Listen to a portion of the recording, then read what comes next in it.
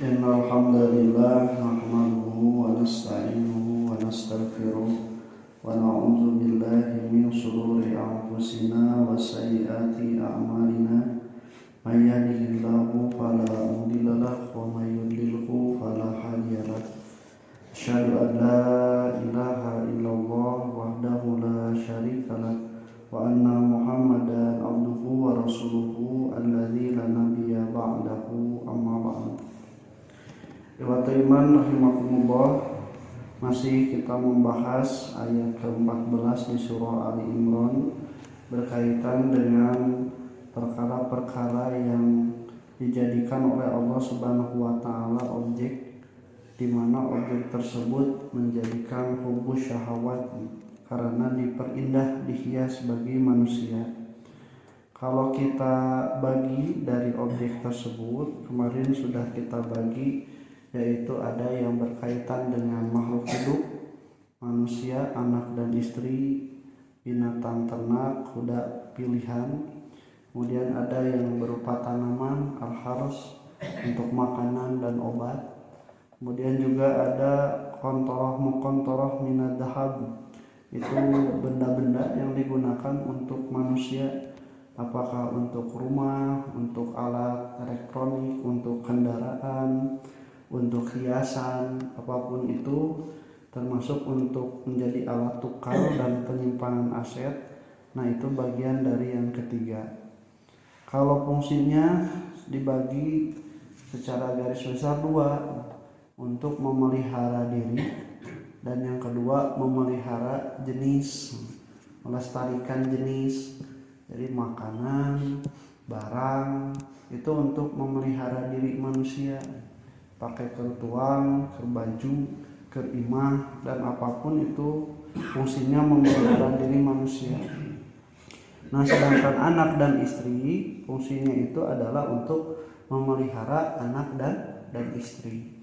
Nah, kata Imam Al-Ghazali, dari ketiga macam tadi, hubbu syahwat tadi itu akan melahirkan kepada alaqatul qalbi, keterikatan hati terhadap yang dicintai dengan hubbu syahwat itu.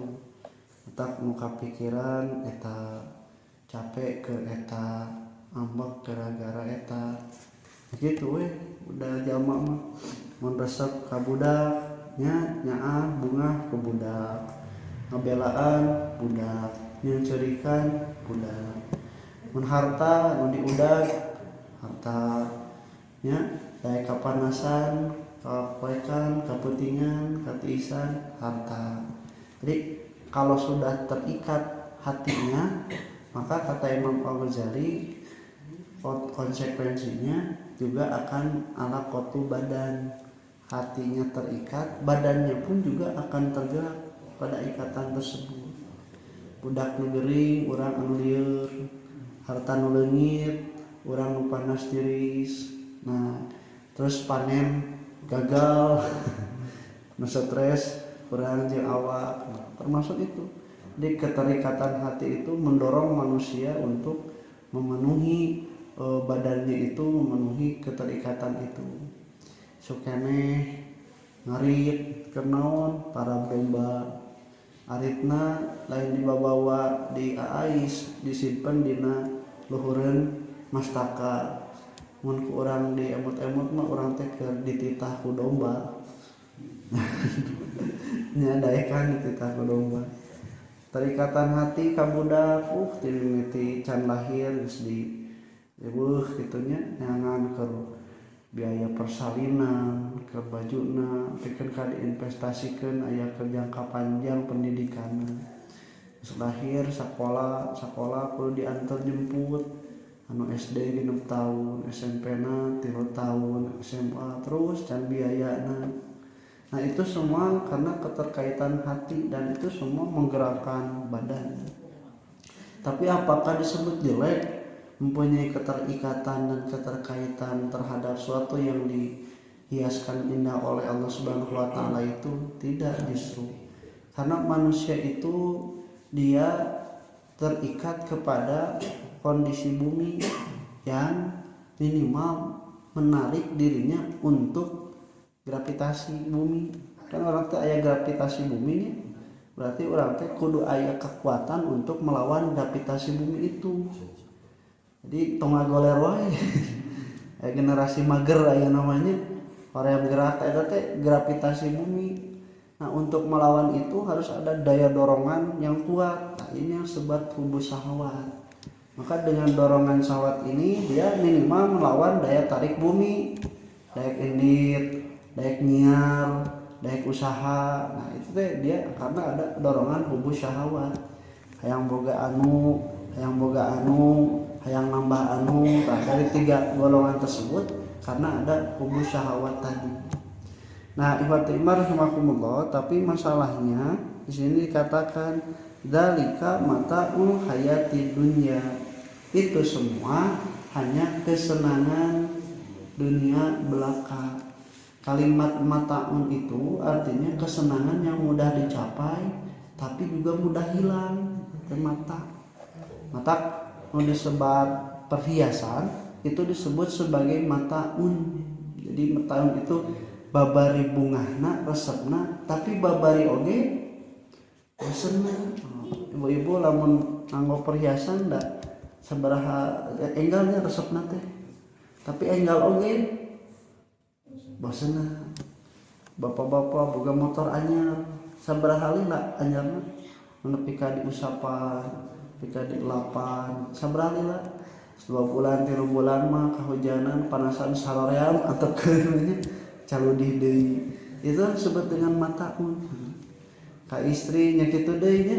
Kalau misalnya pertama mau bogoh nepi ka bebeakan 1 tahun, 2 tahun, 3 tahun terus mulai berbeda. Nah, itu semua disebut mata'un. Apalagi dengan fluktuatif kecintaannya juga sama. Ka budak keur nyaah-nyaahna bedegong pika sabeuleun ngambel. Tapi bungah deui nyaah deui kitu bae mata'un itu sifatnya. Makanya kata Allah Subhanahu wa taala harus dijadikan wasilah itu untuk mencapai sesuatu bukan menjadi tujuan. Kenapa? Karena itu kalau dijadikan tujuan kan semu, kan itu tidak kekal, kan itu tidak abadi. Makanya kalau kita menggantungkan tujuan pada sesuatu yang tidak kekal, tidak tetap, tidak abadi, pasti akan menemui kekecewaan. Nah, oleh karena itu kata Allah Subhanahu wa taala, wallahu indahu husnul ma'ab, dan Allah lah di sampingnya ada tempat kembali yang baik. Artinya si 3 kriteria tadi dijadikan sebagai wasilah untuk mencapai ridho Allah Subhanahu wa taala. Jangan dijadikan sebagai tujuan. Dalam surah Al-Isra dikatakan, "Man kana yuridul ajilata ajalna lahu fiha man nasya'u liman nurid." Siapa yang ingin segera mendapat kenikmatan dunia ini, maka kami akan segerakan bagi yang kami kehendaki.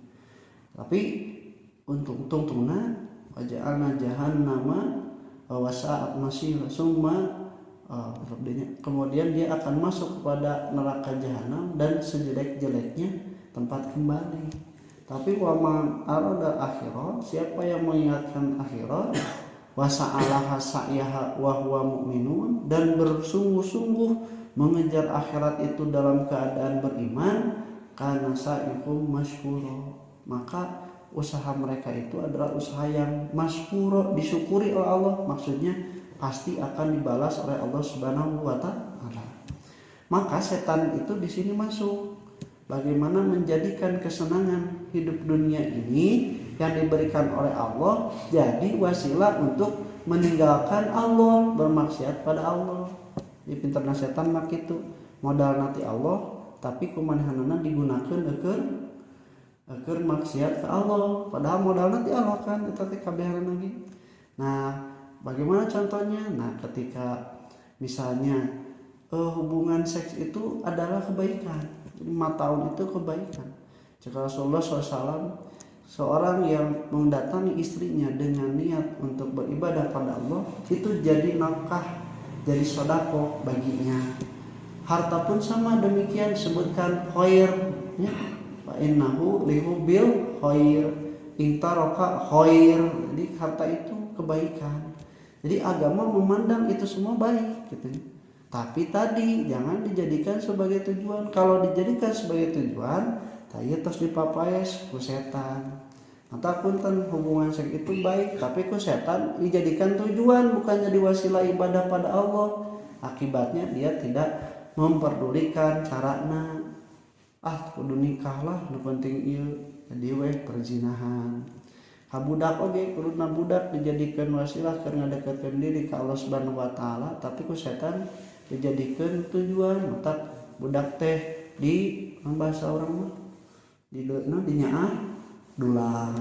Nah, kemudian juga harta sama demikian. Harta itu dijadikan wasilah untuk beribadah pada Allah, tapi dijadikan tujuan sehingga dia tidak mempedulikan caranya mendapatkan halal dan haram, ditahan bukan pada tempatnya, dan dikeluarkan juga bukan dengan apa yang diridhoi oleh Allah Subhanahu wa taala.